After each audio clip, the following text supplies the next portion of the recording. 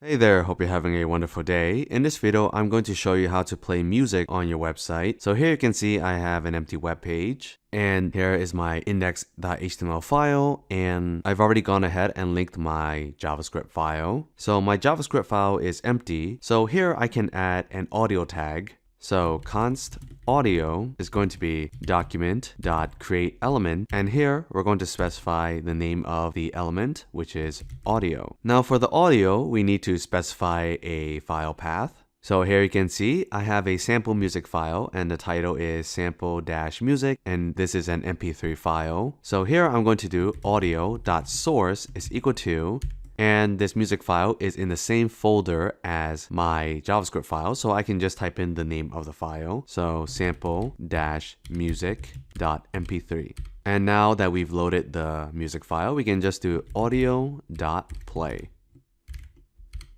Alright, now let's refresh the page, and you don't hear anything. And if I right click, inspect, go to console tab, you can see we have an error. It says not allowed error, play failed because the user didn't interact with the document first. So essentially, this is a browser policy, and the user must knowingly perform an action to play the music. That way, the user will not be surprised if they hear music on the web page. So in order to play the music, we need to provide a way for the user to interact with the document, and this could be in the form of adding a button that the user can click on to play the music. So in my HTML file, I'm going to add a button tag, and here we're just going to write play music. And here I'm going to give the button an ID, and we'll call it music-button. And by giving this button tag an ID, we can access this specific tag with the ID in our JavaScript code. So here, I'm going to remove this piece of code, and I'm going to access the music button. So let's create a variable, music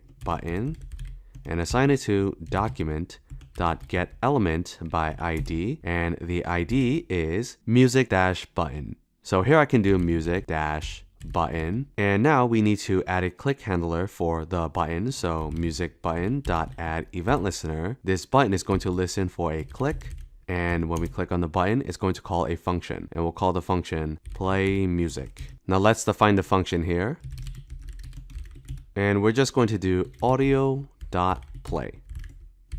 Alright, now let's refresh the page, and we have our button, and I'm going to click on it. And here you can see we have music playing. Now there is one issue, and that is I cannot pause the music.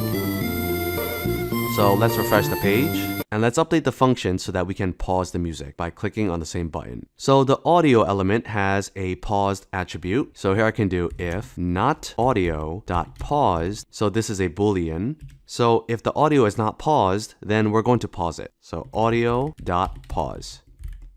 Else it's already paused. In that case, we can play the audio. So let's cut this and paste it here. Alright, let's refresh the page. And now I'm going to click on this button. Audio is playing.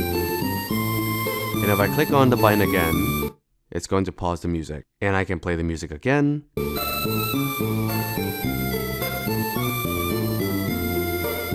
And pause.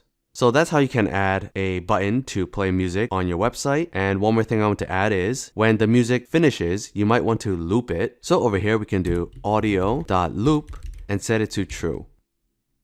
Alright, so that's how you can add music to your web page. And I also have a tutorial on how to create this music player on my YouTube channel if you want to check it out, which dives deeper into the audio tag properties. So that's it for this video. Hopefully you found this video helpful, and if you did, make sure you give this video a like. If you have any questions, let me know down below in the comments. And as always, if you want to stay up to date for more tutorials like this one, make sure you subscribe to the channel, and I'll see you in the next video.